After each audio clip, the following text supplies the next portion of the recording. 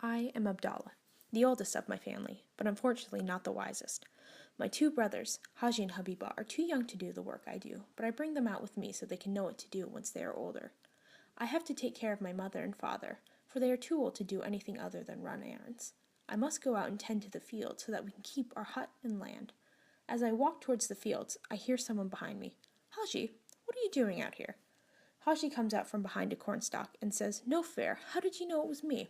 Because I sent Habiba to fetch mother her medicine, and father is at the market. Do you not have work to do? I say, hoping he'll get the hint and go home. He replies, Fine, I'll return home. But when are you going to make dinner? As soon as I am done here. Now go. With that, Haji runs off and gets lost in the tall cornstalks. Hello, Abdallah. How's it going? It was my friend Mina.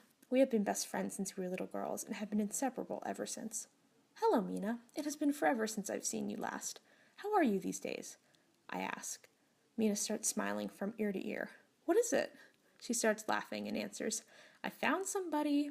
Happy to hear the news, I say, That's fantastic. When's your first date?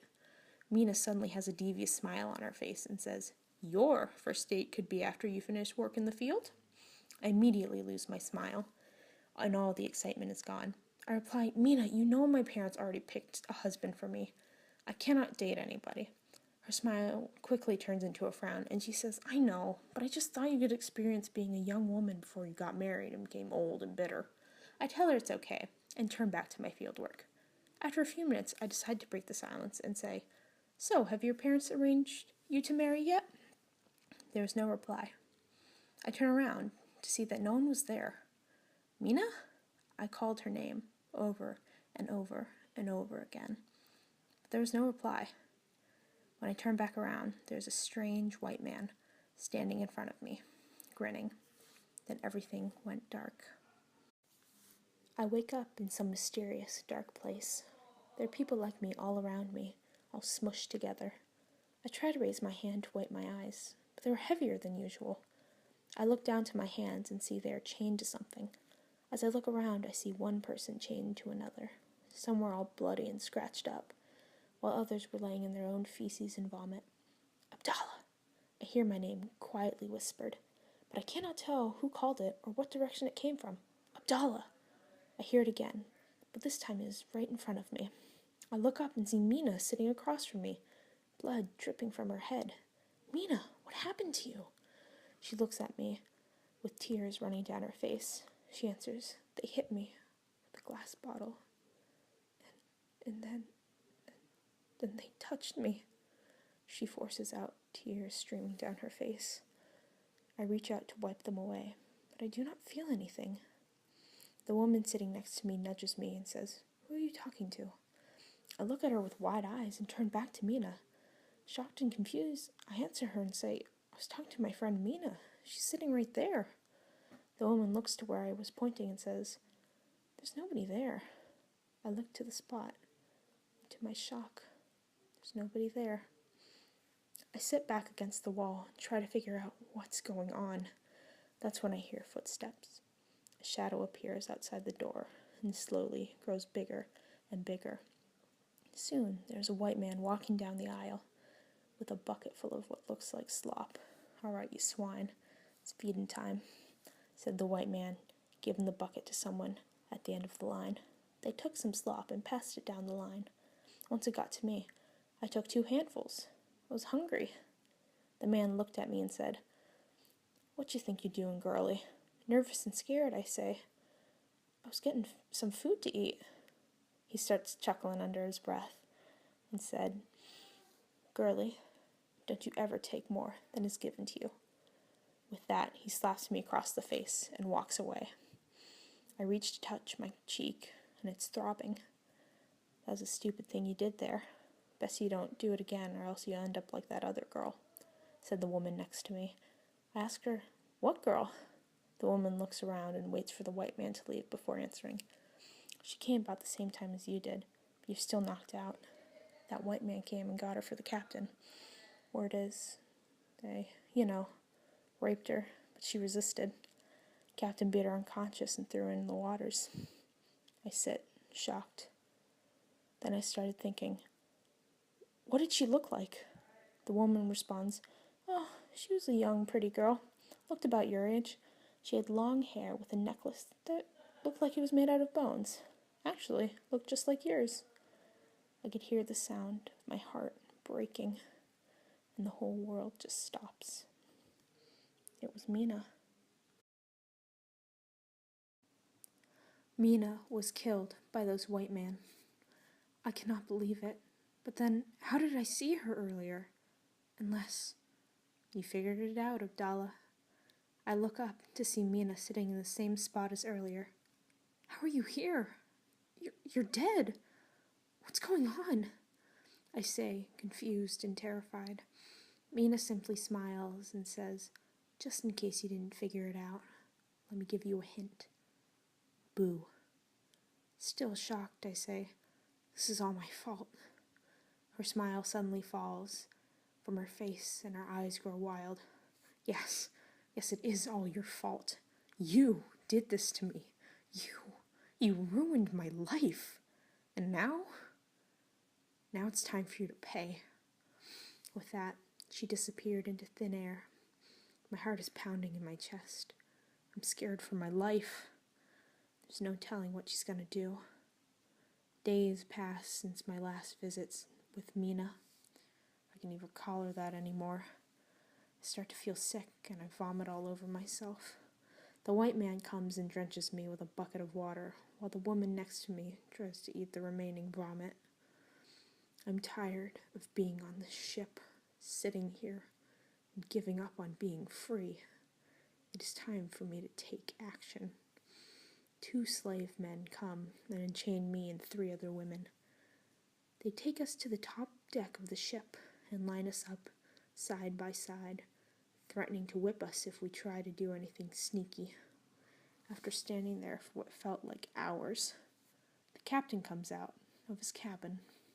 He slowly walks up and starts examining us, all of us. When he gets to me, he feels all over my body, from top to bottom. I start to back up, but his men push me towards him. Wiggling one, I see. With that, the captain drags me out of the line towards his room while yelling over his shoulder, "Take the other ones back. I found my princess."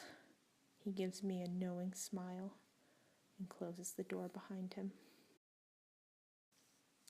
Give me a second while I freshen up, darling. He walks into the bathroom and quickly closes the door behind him.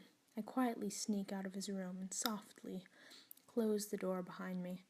I look to see if the coast is clear and then run up to the sails. I fix the ropes so the ship will change course. But then I hear something behind me. I turn around to complete darkness. Nobody's there. I hear the footsteps again, but this time they're coming from the opposite direction. Then I hear the footsteps all around me. I start to run. That's when a door slams open, showing nothing but the silhouette of a huge man.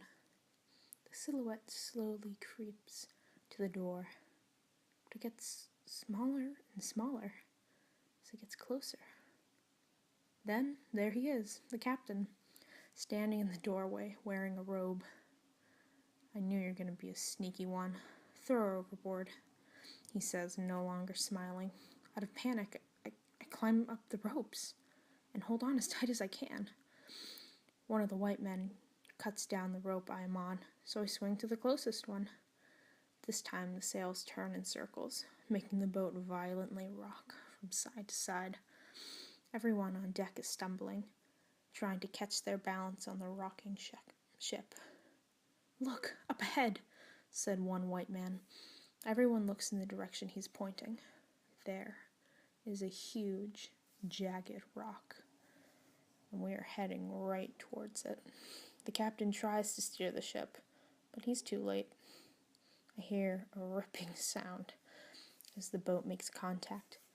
I'm thrown overboard and plunge into the cold, dark sea. There's wood scattered everywhere. I look around. Nobody's there. I'm all alone. I wander through the trees to try and find the others. As I walk, feel a pair of eyes following me. Hugging my arms around my body, I carefully walk through the rough area, scared of what might have happened to everyone else. As I'm walking, I hear a soft roar behind me. I turn around and see a tiger standing there, blood dripping from its mouth. Its razor-sharp teeth and claws gleam in the light. I slowly back away, then turn and run. I'm darting through trees, right and left when I reach the beach. I dash to the water and stop, for there's nowhere else for me to go. I turn around to face the creature. It slinks towards me, looking ready to pounce. Its mouth curls into a sort of crude smile. I grab a piece of wood and break it to get a sharp point. After a few minutes, the tiger pounces. I run towards it, ready to pierce it. In that moment, I see Mina out of the corner of my eye. I stop in my tracks and call out her name. She does not reply. There's an evil smile spreading across her face.